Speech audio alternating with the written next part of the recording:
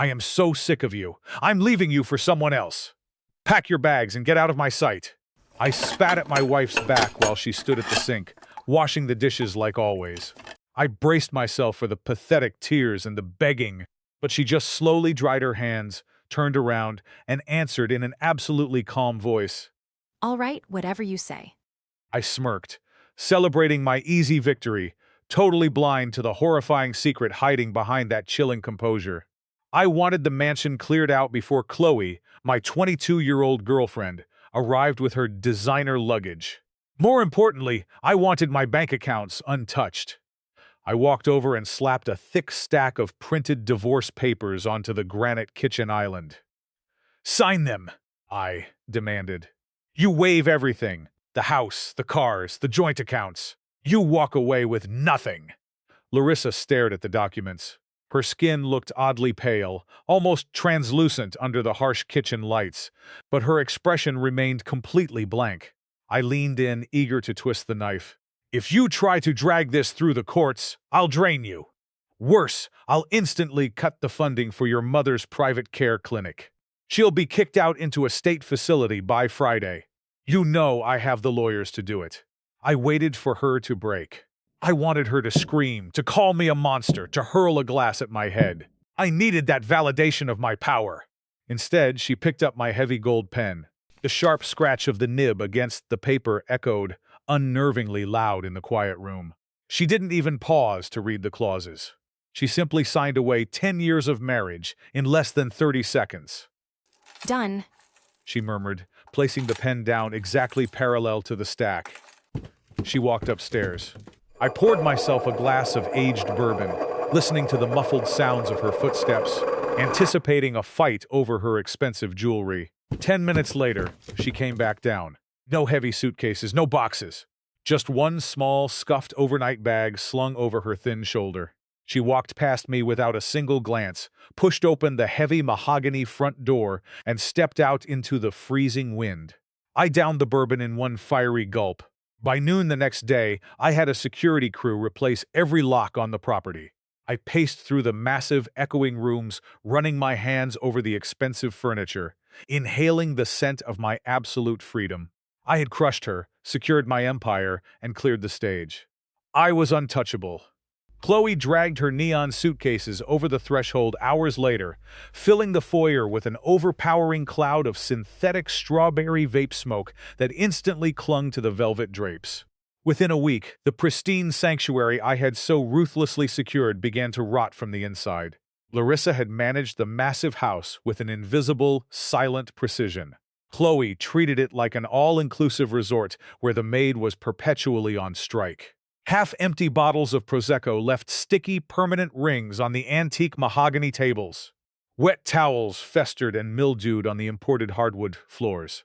When I finally snapped and demanded she clean up her mess, she screamed at me, hurling a heavy crystal ashtray that shattered the screen of the living room television. Her tantrums became a daily, skull-splitting ritual.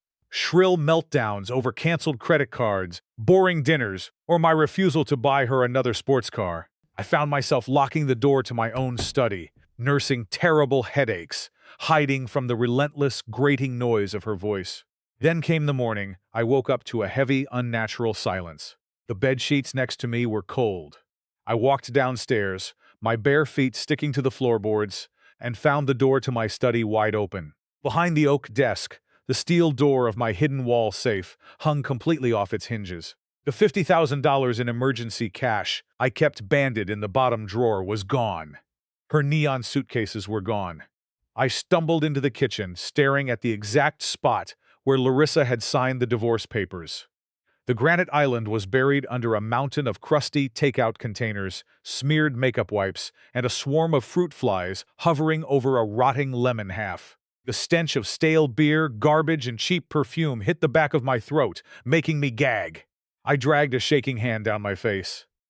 I was suffocating.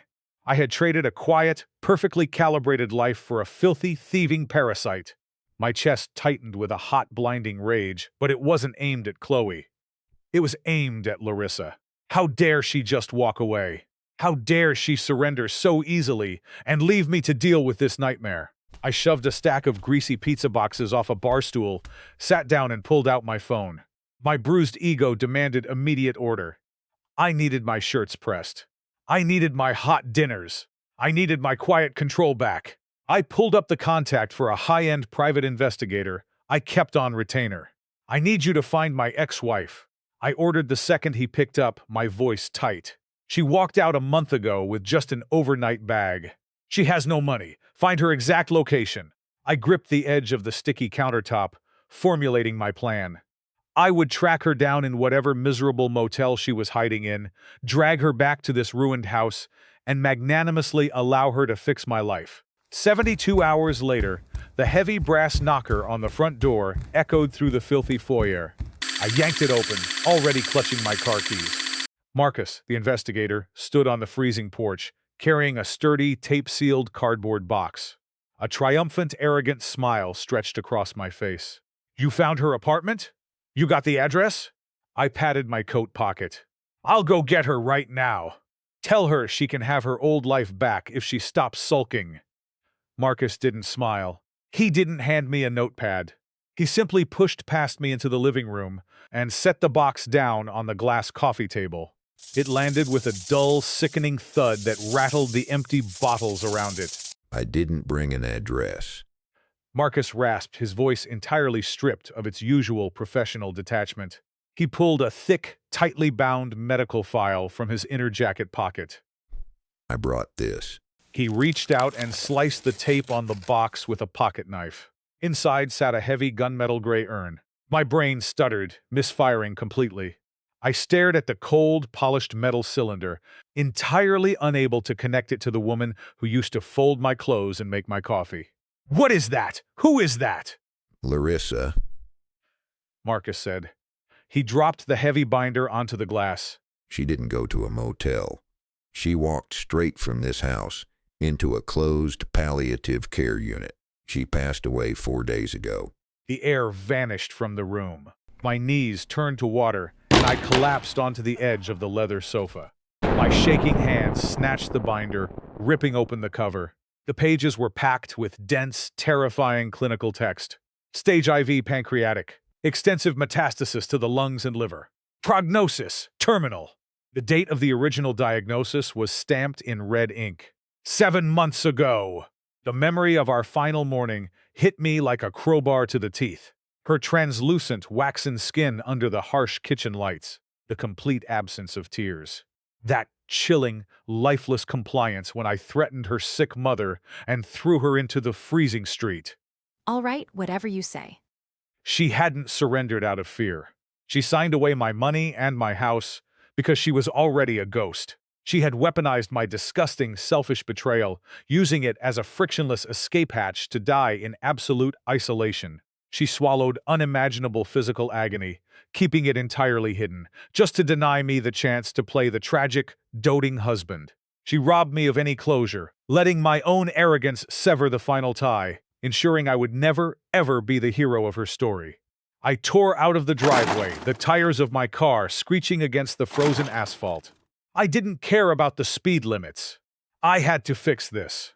I could still write a massive check, organize an extravagant, highly publicized memorial, and stand beside her elderly mother, playing the part of a devastated widower. I needed the world to see me mourn. I needed to claw back some shred of control. I slammed the brakes outside her mother's small suburban house, leaving the engine running. I sprinted up the icy walkway, my heart hammering violently against my ribs, and pounded my fists against the front door. Larissa's stepfather opened it. He didn't look sad. He looked at me with an expression of pure, concentrated disgust. I shoved my hand into my jacket pocket, pulling out my checkbook. "Arthur, please, I just found out. I want to pay for everything. I want to—" "Shut your mouth," he snapped, his voice sharp as broken glass. He didn't invite me in. He reached into his coat and slapped a heavy, notarized legal document flat against my chest. Instinctively, I grabbed it before it fell. "She left strict legal instructions. Arthur said, his eyes burning into mine. You are barred from the funeral. You are barred from claiming her remains. If you ever step foot on my property or contact my wife again, I will have you arrested. I stared down at the document. There, at the bottom of the page, was Larissa's signature, executed with the exact same heavy black ink she had used on the divorce papers. She wanted you to know she died perfectly fine without you. He whispered, and then he slammed the heavy wooden door shut, engaging the deadbolt with a loud, hollow click. I stood completely alone on the frozen concrete porch. The icy wind cut through my thin coat, freezing the sweat on my neck. I looked down at the legal order, my hands trembling so violently the paper rattled. There was no check to write. There was no scene to perform. My mansion was a rotting garbage dump. My bank account was bleeding, and I was entirely locked out of the only life that had ever kept me anchored.